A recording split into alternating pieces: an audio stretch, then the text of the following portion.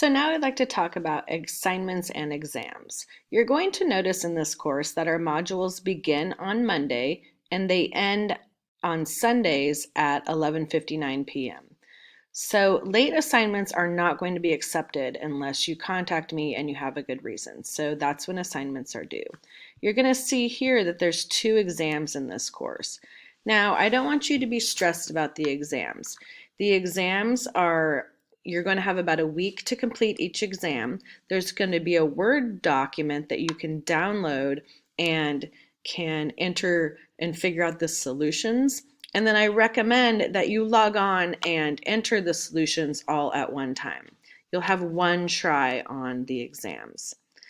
Within the modules, there's going to be a number of worksheets, quizzes, assignments, etc. And you can see here that 330 points is a large portion of the points in this course. When you submit these assignments, you're going to get points just for trying. If you don't complete an assignment, then I may deduct some points, but you will have access to the solutions to these assignments.